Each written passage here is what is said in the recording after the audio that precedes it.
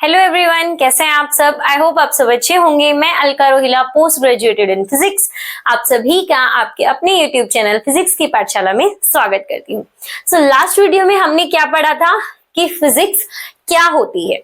सो आज हम उसी में आगे पढ़ेंगे, what are the scope and excitement of physics. ठीक है। सो जो फिजिक्स है हमारी, उसमें क्या है, हमारी उसकी स्कोप को पढ़ रहे हैं हम। ठीक है, आज हम उसके स्कोप को और एक्साइटमेंट ऑफ फिजिक्स के बारे में पढ़ेंगे। तो जो फिजिक्स है हमारी, उसके अंदर मेनली टू डोमेन्स में हमारी स्टडी होती है। Got it. एक डोमेन है हमारा मैक्रोस्कोपिक डोमेन और दूसरा है हमारा माइक्रोस्कोपिक डोमेन। Got it. एक है हमारा मैक्रोस्कोपिक डोमेन, दूसरा है माइक्रोस्कोपिक डोमेन।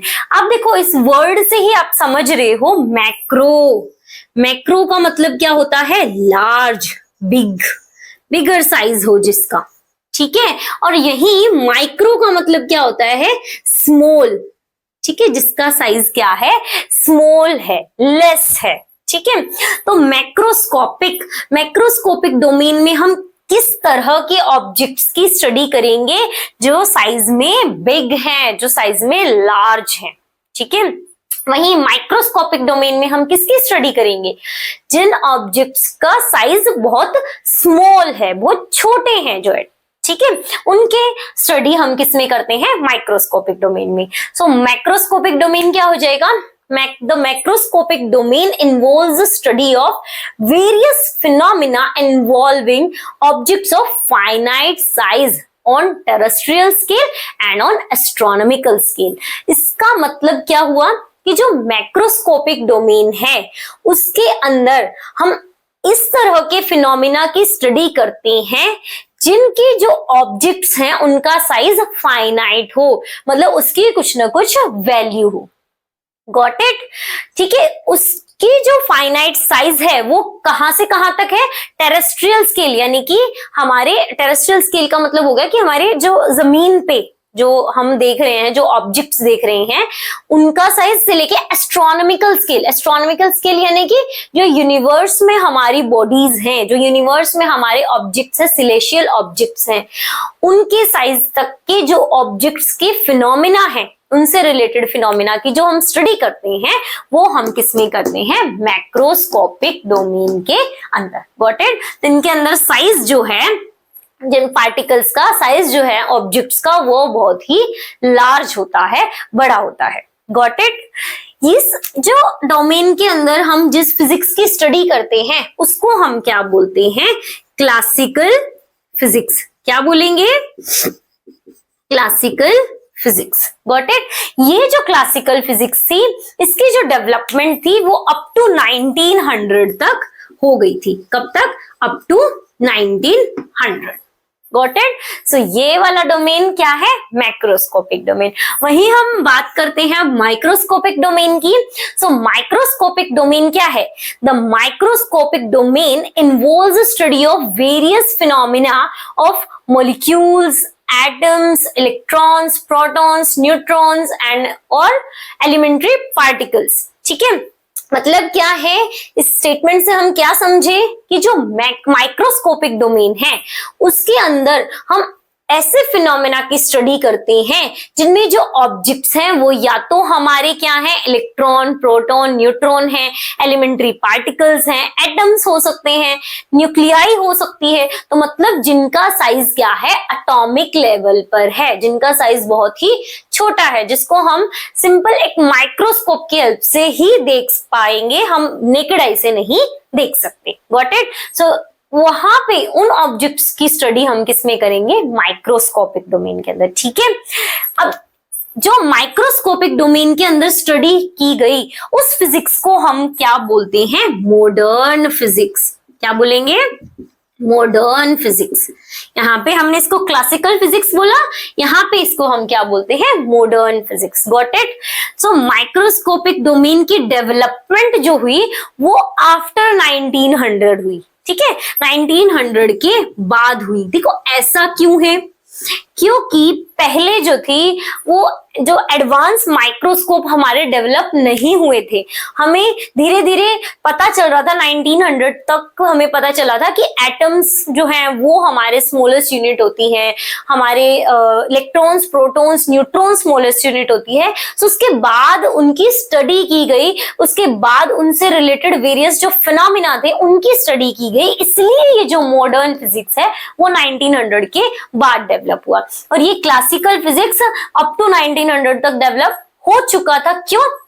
क्योंकि हमें इससे पहले तो हमें पता ही नहीं था कि एटम्स भी होते हैं, इलेक्ट्रॉन्स भी होते हैं, प्रोटॉन्स भी होते हैं। ठीक है, जैसे हमें इनसे पहले हम सिर्फ जो ऑब्जेक्ट से, जो हमें नेकेड आई से विजिबल हो रहे थे, हम सिर्फ उन्हीं से रिलेटेड फिनोमिना की स्टडी कर रहे थे। इसीलिए ये हमारे क्लासिकल फिजिक्स 1900 तक ही डेवलप हुआ। Got it? समझ आया मैक्रोस्कोपिक डोमेन और हमारा माइक्रोस्कोपिक डोमेन। अब देखिए, अब हम स्टडी करेंगे, अब हम देखेंगे कि इस क्लासिकल फिजिक्स के अंदर क्या क्या फिजिक्स इंक्लूड है। ठीक है, सो देखो क्लासिकल फिजिक्स के अंदर हमारा क्या क्या स्टडी करते हैं हम, फिर हम देखेंगे कि मॉडर्न फिजिक्स में हम क्या क्या स्टडी करते हैं। Got it? सो देखो, सबसे पहला हमारा आता है क्लासिकल फिजिक्स में मैकेनिक्स। फर्स्ट क्या है? मैकेनिक्स। देखो मैकेनिक्स के अंदर हम किसकी स्टडी करते हैं? सो ये क्या है? क्लासिकल फिजिक्स की क्लासिफिकेशन है। Got it? सो फर्स्ट क्या है हमारा? मैकेनिक्स। तो मैकेनिक्स के अंदर हम किसकी स्टडी करते हैं? इसके वर्ड से ही समझ लो, मैकेनिक्स का मतलब क्या है? मोशन। ठीक है, तो मैकेनिक्स के अंदर हम किसकी स्टडी कर रहे हैं? हम ऑब्जेक्ट्स की स्टडी कर रहे हैं जो कि किस स्टेट में है? मोशन में है, मूविंग स्टेट में है। Got it? सो उसमें हम उस ब्रांच ऑफ क्लासिकल फिजिक्स को हम क्या बोल दे रहे हैं? मैकेनिक्स। Got it? तो इसकी डेफिनेशन क्या हो जाएगी? Mechanics is a branch of classical physics which is devoted to the study of moving objects and forces acting on them। मतलब क्या है? मैकेनिक्स फिजिक्स की या क्लासिकल फिजिक्स की एक ब्रांच है जिसके अंदर हम ऑब्जेक्ट्स की स्टडी करते हैं जो मूविंग स्टेट में होते हैं, उनके मोशन की स्टडी करते हैं, एंड जो मोशन का कॉज है, किस वजह से उनके अंदर मोशन हो रहा है, यानी कि उनके ऊपर जो फोर्सेस हैं, जो वर्क डन किया उन्होंने, जो एनर्जी की, उन सब की स्टडी करते हैं। सो वो हमारा किस में आ जाता है? मैकेनिक्स के अंदर। तो ये एक तरह से क्या हो गई? फिजिक्स की फर्दर ब्रांचेस हो रही हैं ये हमारी। ठीक है, सबसे पहले हमने फिजिक्स की दो डोमेन्स पढ़ी, मैक्रोस्कोपिक, माइक्रोस्कोपिक, क्लासिकल फिजिक्स। अब क्लासिकल फिजिक्स की फर्दर ब्रांचेस हैं ये। ठीक है, फर्स्ट इज अ मैकेनिक्स। अब देखो मैकेनिक्स की फर्दर ब्रांचेस, मतलब फिजिक्स जो है वो इतना वास्ट है, बहुत वास्ट है फिजिक्स, कि उसकी देखो पहले हमने साइंस में देखा, फिर उसकी ब्रांचेस देखी हमने, फिजिकल साइंस, उसके अंदर फिजिक्स था, फिजिक्स के अंदर फिर classical physics, modern physics, then हम मैकेनिक्स पे आए। मैकेनिक्स की भी दो ब्रांच होती है, एक होती है हमारी क्लासिकल मैकेनिक्स और दूसरी होती है हमारी क्वांटम मैकेनिक्स। अब देखो क्लासिकल में और क्वांटम में क्या फर्क है? जो क्लासिकल मैकेनिक्स है हमारी, उसके अंदर हम किसकी स्टडी करेंगे? उन ऑब्जेक्ट्स की स्टडी करते हैं जिनका साइज फाइनाइट हो, यानी कि मैक्रोस्कोपिक ऑब्जेक्ट्स की स्टडी करते हैं। और यहाँ पे हम किसकी स्टडी करेंगे? माइक्रोस्कोपिक ऑब्जेक्ट्स के मोशन की स्टडी करेंगे, वो हमारा क्वांटम मैकेनिक्स में आ जाता है। Got it? So classical mechanics की क्या वही डेफिनेशन हो जाएगी कि classical mechanics is a branch of mechanics in which we study the objects of finite size and their motion and the cause of their motion। इनमें हम क्या करते हैं? क्लासिकल मैकेनिक्स के अंदर हम फाइनाइट साइज वाले मैक्रोस्कोपिक ऑब्जेक्ट्स की स्टडी करते हैं, उनके मोशन की स्टडी करते हैं और उनके मोशन के कॉज की स्टडी करते हैं। क्वांटम मैकेनिक्स की क्या डेफिनेशन हो जाएगी?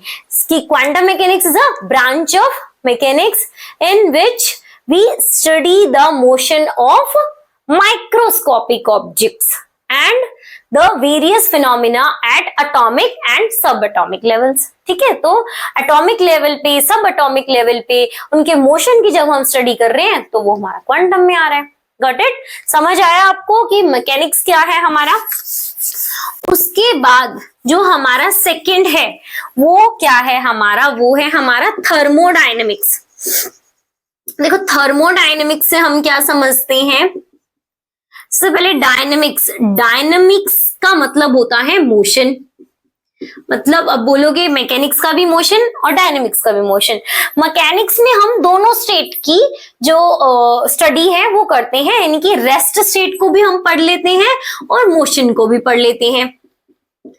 ठीक है, तो रेस्ट स्टेट को हम समवट स्टैटिक से डिनोट कर देते हैं और मोशन को हम डायनेमिक्स से डिनोट कर देते हैं। तो डायनेमिक्स जहां भी आए, मैकेनिक्स जहां भी आए, इसका मतलब वो किससे लिंक्ड है, हमारा मोशन से लिंक्ड है। Got it? सो देखो dynamics means motion, thermo means thermal energy, thermal यानी कि समवट हीट से रिलेटेड है, हीट एनर्जी समवट टेम्परेचर से रिलेटेड है। ठीक है, तो थर्मोडायनेमिक्स के अंदर हम किसकी स्टडी करते हैं, हम गैसियस सिस्टम की स्टडी करते हैं। उसमें हीट एनर्जी की, टेम्परेचर की, एंट्रोपी की, एंथैल्पी जो हमारे उसके अंदर सिस्टम के अंदर है, उन सब की हम स्टडी कर रहे हैं। तो वो किसके अंदर आ रहा है, हमारा थर्मोडायनेमिक्स के अंदर। सो इसकी डेफिनेशन क्या हो जाएगी, तो thermodynamics is a branch of classical physics in which we study the various phenomena of gaseous system. Gaseous system के various phenomena को study करते हैं, in which we include the temperature, entropy, enthalpy, internal energy of the system. Got it? इनकी हम study कर रहे हैं, वो हमारा किसके अंदर आ रहा है, थर्मोडायनेमिक्स के अंदर आ रहा है। Got it? थर्ड हम किसकी स्टडी कर रहे हैं, थर्ड हम आ जाते हैं, third will be our electrodynamics. क्या है थर्ड, इलेक्ट्रोडायनेमिक्स। फिर से वही वर्ड से समझो, dynamics means motion and electro means electrons. ठीक है, तो अब देखो इसके अंदर हमारे इलेक्ट्रॉन्स की मोशन की वजह से, आप फर्दर पढ़ोगे कि इलेक्ट्रॉन्स की मोशन की वजह से इलेक्ट्रिक इफेक्ट भी पड़ता है, साथ साथ मैग्नेटिक इफेक्ट भी होता है। सो वही हम इलेक्ट्रिक इफेक्ट और as well as magnetic effect को हम किसमें पढ़ते हैं, इलेक्ट्रोडायनेमिक्स के अंदर। ठीक है, तो जितने भी इलेक्ट्रिक फिनोमिनाज होंगे, जितने भी मैग्नेटिक फिनोमिनाज होंगे, उनकी स्टडी हमारी इलेक्ट्रोडायनेमिक्स के अंदर होती है। सो ये क्या हो जाएगी, electrodynamics is a branch of classical physics in which we study the various phenomena of electric and as well as magnetic, यानी कि electric phenomena as well as magnetic phenomena की स्टडी हम किस में कर रहे हैं, इलेक्ट्रोडायनेमिक्स में कर रहे हैं। सो वो फिनोमिना किसकी वजह से आ रहे हैं, these phenomena associated with the motion of electric effect and magnetic effect, यानी कि इलेक्ट्रॉन्स के मोशन की वजह से जो इलेक्ट्रिक इफेक्ट और मैग्नेटिक इफेक्ट कोज हो रहा है, उसकी स्टडी हम किस में करते हैं, इलेक्ट्रोडायनेमिक्स के अंदर करते हैं। Got it? सो नेक्स्ट पे चले हम। सो नेक्स्ट क्या होगा हमारा, नेक्स्ट रहेगा हमारा ऑप्टिक्स। अब देखो ऑप्टिक्स, ऑप्टिक्स में हम किसकी स्टडी कर रहे हैं, ये नेम से नहीं जाएंगे। सो ऑप्टिक्स जो है हमारा वो रिलेटेड होता है हमारा लाइट से। ठीक है, लाइट एनर्जी से। सो जितने भी फिनोमिना होंगे हमारे लाइट से रिलेटेड, ऑप्टिकल इंस्ट्रूमेंट्स से रिलेटेड जितनी भी हमारी प्रोसेसेस होंगी, फिनोमिना होंगे, उनकी स्टडी हम किसमें करते हैं, ऑप्टिक्स के अंदर करते हैं। तो इसकी डेफिनेशन क्या हो जाएगी, optics is a branch of classical physics in which we study the various phenomena related with light and all the phenomena related to optical instruments. ठीक है, उनकी स्टडी हम किस में कर रहे हैं, ऑप्टिक्स में कर रहे हैं। तो ये हमारा किसके अंदर कवर हो गया, क्लासिकल फिजिक्स के अंदर हमने 3-4 उसकी क्लासिफिकेशन देख ली, उसकी सब ब्रांचेस पढ़ ली। सो ऐसे ही हम मॉडर्न फिजिक्स की भी पढ़ ले। ठीक है, तो हम मॉडर्न फिजिक्स को भी आज कवर कर लेते हैं। सो मॉडर्न फिजिक्स की क्लासिफिकेशन क्या होगी, अब देखो जैसे क्लासिकल मैकेनिक्स में हमने देखा, अब देखो मॉडर्न फिजिक्स के अंदर, क्लासिकल फिजिक्स के अंदर हमारी मैकेनिक्स थी, उसमें क्लासिकल मैकेनिक्स थी।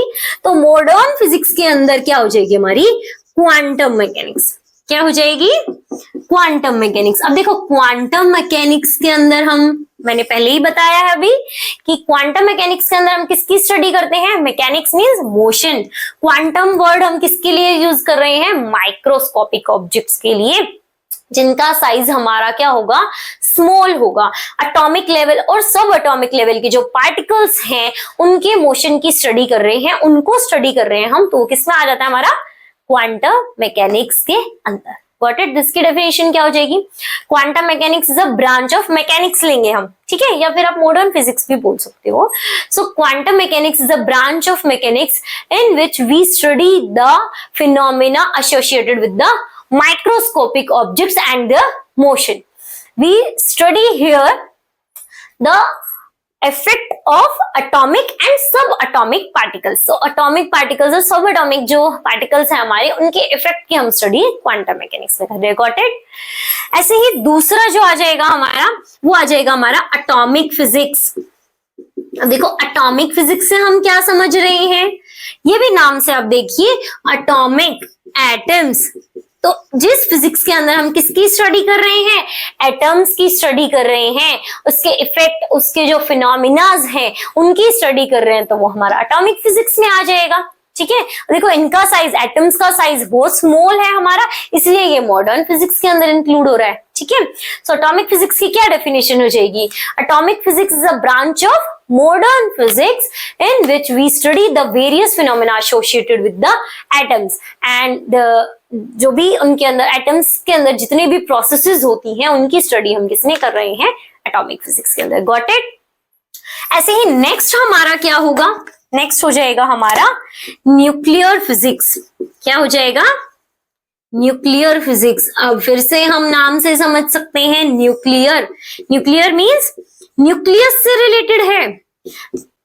जिस फिजिक्स के अंदर हम एटम्स के न्यूक्लियस की स्टडी करते हैं, उससे रिलेटेड वेरियस फिनोमिना की स्टडी करते हैं। What are the nuclear forces, nucleus के अंदर क्या क्या इंटरेक्शंस होती रहती हैं, उसकी स्टडी हम जिसमें करते हैं न्यूक्लियर फिजिक्स के अंदर। इसकी डेफिनेशन क्या हो जाएगी? Nuclear physics is a branch of modern physics in which we study the various phenomena associated with the nucleus और nuclei of atom. Got it?